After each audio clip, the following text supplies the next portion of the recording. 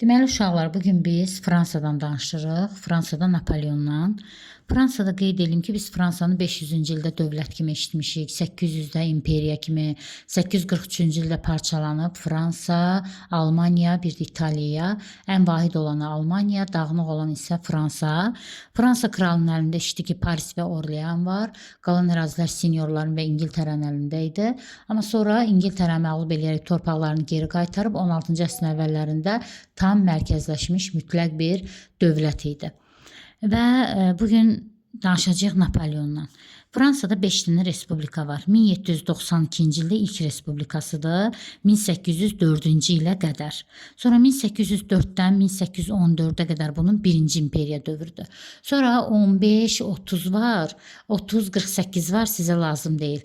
1848-ci ildən 52-yə qədər ikinci respublikası var. Sonra 1852-dən də 1870-ə qədər ikinci imperiyası var. Sizə lazım olan budur. 1792-dən 1804-ə qədər birinci respublika, 4-dən 14-ə qədər birinci imperiya, 48-52 ikinci respublika, 52-70 ikinci imperiya. Sonra 70-dən 1940-a qədər üçüncü respublikadır, 40-44 Vichy hökumətidir, 44-46 müvəqqəti hökumətdir, 46-58 4-cü respublikadır, sonra 58-dən sonra 5-ci respublikadır ki, onlar sizə lazım deyil hələ ki.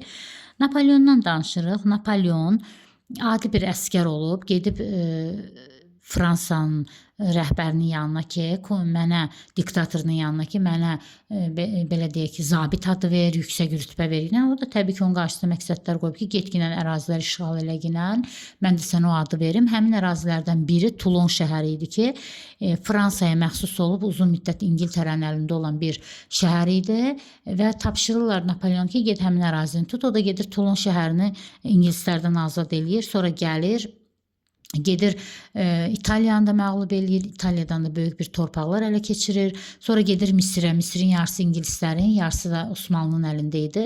İngilislər tərəfdə məğlub olur, Abukir döyüşü deyirlər buna, sizə lazım deyil. İngilislərə məğlub olur, amma Osmanlını məğlub eləyir. Bununla da Fransa və Osmanlı arasındakı münasibətlər pozulur. Hətta gedir girir Suriyaya, Suriyanı da tutur. Amma isti hava şəraitinə görə Suriyada otura bilmir, qayıdır gəlir. Qayıdıb gələndə Misirin paytaxtı Qahirəni də tutur və gedir Fransaya. Fransa ona imperator adını verir və bu gedir indi bütün Avropada özünü tanıtmaq üçün Papanın yanına. Papadan xahiş edir ki, sən mənə Avropada imperator kimi tanıt, mən də əvəzində xristianların əsas, fransızların əsas dinini xristian elan edəcəm və təbii ki, bu müqabilində Papaya pul ödəniləcək. Xristianın nə qədər sayı çox olsa, Papanın o qədər pulu çox olacaq və razılığa gəlirlər. Bununla da 1804-cü ildə demək Napoleon imperator adını alır, 10 il, 14-ə qədər, 14-ün sonuna qədər hakimiyyətdə oturur və Napoleonun ilk müharibəsi İngiltərədən olacaq. 1805-ci ilin oktyabr ayında İngiltərədən Trafalgar dəniz döyüşünə girəcək. Həmin döyüşdə İngiltərə qalib gələcək, Fransa məğlub olacaq. Sonra Napoleon nə edəcək? Üz qoyacaq Avstriyanın üstünə. 1805-ci ilin dekabr ayında Austerlitz döyüşündə Avstriya və Rusiyanın qoşunlarla müharibəyə girəcək. Nəticədə Napoleon qalib gələcək. Sonra 1806-cı ildə daxil olacaq Almaniyaya. Almaniyanın paytaxtı Berlini tutacaq. Müqəddəs Roma imperiyası 962-də yaranmışdı, hansı ki, Müqəddəs Roma imperiyasının varlığına son qoyacaq. Sonra 1807-ci ildə daxil olacaq Rusiyaya. Rusiyanın Friedland döyüşündə məğlub eləyəcək və Rusiyanı özünə tabe eləyəcək. O Almaniyanı tutanda 1806-da burada kontinental blokada və ya qitə blokadası yaratmışdı. Bunun da mahiyyəti oldu ki, adı üstünə blokada, İngiltərəni bloklamaq lazım idi. Napoleona tabe olan, mən demirəm bütün Avropa, Napoleona tabe olan dövlətlər İngiltərələ əlaqə qurmayacaqdı. Eləcə də ən çox əlaqə quran Rusiya idi. 1807-ci ildə Friedland döyüşündə Rusiya məğlub eləyəndən sonra Rusiyanın Tilzitdə sülh imzaladı. Tilzit sülhünə görə Rusiya İngiltərədən əlaqəni kəsəcək. Əvəzində Avropanın şərq hissəsi, bu Avropadır. Avropanın şərq hissəsinin idarəsi Rusiyaya tapşırılacaqdı. Amma 1812-ci ildə Rusiya bu sülh şərtlərini pozaraq İngiltərədən ticarət əlaqələrini bərpa eləyir. Bundan qəzəblənən Napoleon hücum eləyir Rusiyaya.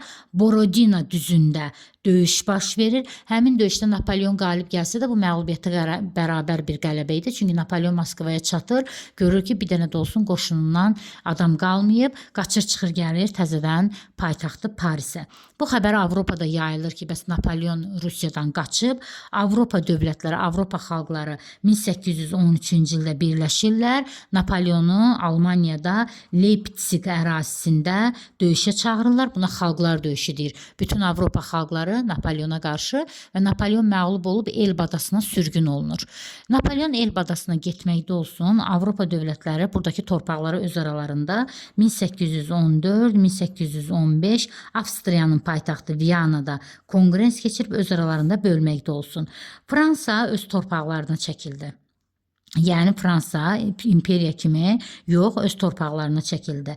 Almaniya Avstriya ilə birləşib yaratdı Alman İttifaqı.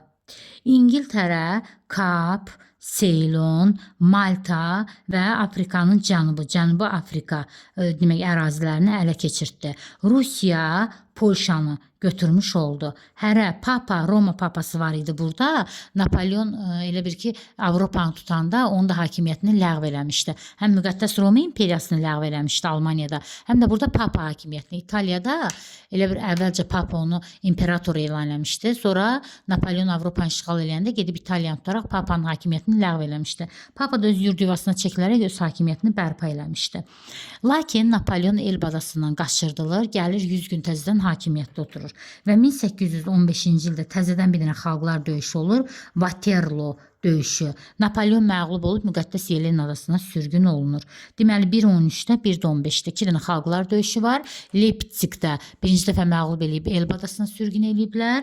Demək Waterloo'da da məğlub eləyib müqəddəs Yelenaya sürgün eləyiblər. Sonra 1815-ci ildə Rusiya təklif elədi ki, Rusiyanın əsas rəqibi Osmanlıdır axı. Rusiya təklif elədi ki, bütün Avropa dövlətləri Osmanlıya qarşı birləşib müqəddəs ittifaq yaratsınlar, Osmanlını məhv eləsinlər. Amma təbii ki, bu plan baş tutmadı. Osmanlıya qarşı bir dənə də müqəddəs birlik var idi 1684-cü ildə. İndi biri də yaranacaq 1815-ci ildə. Birlik birincidir, ittifaq ikincidir. Amma heç biri belə deyək uğurlu. Əslində 1684-dəki uğurlu olmuşdu. Osmanlını məğlub eləmişdilər. Avropadakı torpaqlarını itirmişdi. Amma ikinci uğurlu olmadı.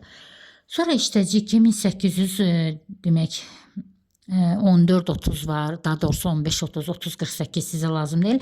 48-52-də 2-ci Respublika qurulur və onun da rəhbəri 3-cü Napoleon olub. 1-ci Napoleonun varisi 3-cü Napoleon olub. 3-cü Napoleon təbii ki Respublika istəmirdi, o imperiya istəyirdi. Bəhanə elədi ki, göz siyasətçilər onun sözünü eşitmirlər. Respublikanı ləğv eləyib 1852-ci ildə 2-ci imperiyanı yaratdı. 1-ci Napoleonla 3-cü Napoleonun oxşar cəhəti odur ki, 2-ci Napoleon da Almaniya ilə dalaşıb. Elə bir Fransa buradadır, Almaniya buradadır, İspaniya da buradadır.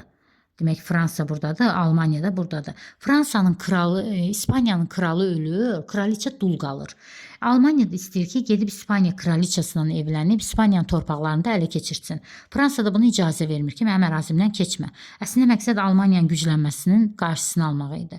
Və nəticədə Almaniya ilə Fransanın arasında 1870-ci ildə Sedan ərazisində döyüş baş verir. Həmin döyüşdə Almaniya qalib gəlir, Fransa məğlub olur. Baxın, 1-ci Napoleon İngiltərəyə məğlub olmuşdu ilk. Sonda da Rusiyaya məğlub olub. Eləmi? Sonra da xalqlar döyüşü. Amma 3-cü Napoleon çox gözəl bir hökmdardır. Sənaye çevrişi onun dövründə başa çatıb, ölkəni abadlaşdırıb, inkişaf dövrü kimi yadımızda qalır. Amma əmması odur ki, 1-ci Napoleondan fərqli olaraq o Almaniyanın dalaşıb və məğlub olub. Məğlub olandan sonra buna Fransa tarixində Sedan fəlakəti deyirlər. 1871-ci ildə Fransanın Versal sarayında sülh imzalayıblar. Sülhə görə Fransa Almaniyaya 5 milyard təzminat verib, üstə gəldi ən yaxşı gəlirli yerlər olan Elzasla Taringiyanı verib Almaniyaya. Almaniya olub imperiya, Fransa olub respublika. Yaranıb Fransada 3-cü respublika. Almaniya güclənəndən sonra gedib Avstriyanı da çağırıb öz yanına, İtaliyanı da çağırıb öz yanına, bax belə qonşu dövlətlərdə yaradıblar Üçlər İttifaqı. 1879-da Avstriya ilə birləşib, 1882-də İtaliyanı da qoşub özünə yaradıblar Üçlər İttifaqı. Almanya, Avstriya, İtaliya. Ondan sonra Fransa, yuxarıda İngiltərə, onun da yuxarısında Rusiya. Rusiya, İngiltərə, Fransa Almaniyanın gücləndiyini görüb, tarix boyu İngiltərə ilə Fransa düşmən olub. Düşmənlər bir araya gəlib. 1904-cü ildə İngiltərə ilə Fransa, 1907-ci ildə də Rusiya bura qoşulub, yaradıblar Antanta. Antanta səmimi saziş deməkdir. Yəni İngiltərə ilə Fransa bir araya gələndə səmimi bir saziş imzalayıblar. Məqsəd Almaniyanın güclənməsinin qarşısını almaq. A-larda Antantada A yoxdur. Yəni Avstriya, Almaniya Antantada yoxdur. Antantada var Fransa, İngiltərə, Rusiya. Üçlər İttifaqında var Almaniya, Avstriya, bir də İtaliya. Fransa ilə İngiltərə nə yaxşı bir araya gəldi. Tarix boyu bunlar əsrlər boyu düşmən olub. Misir İngiltərəyə qaldı. Misir yenə yadınızda saxlayın, İngiltərəyə qaldı. Mərakeş Fransaya qaldı. Yəni bunlar həmişə Afrikanın üstündə dalaşıblar çox vaxtı. Afrikada olan Mərakeş Fransaya qaldı. Misirdə İngiltərəyə qaldı. Yəni İngiltərəyə qaldı. Mərakeş də Fransaya qaldı. Bununla da 20-ci əsrin əvvəllərində Almaniyanın güclənməsinə qarşı düşmənlər bir araya gəlmiş oldu. Ondan sonra Fransa əhalisinin sayına görə birinci yerə çıxırdı. Kapitala görə İngiltərədən sonra ikinci yerdə idi. Sonra sənaye məhsullarına görə ABŞ idi, Almaniya, İngiltərə, dördüncü yerdə Fransa dururdu. Xırdalıqlara da kitabdan baxarsınız.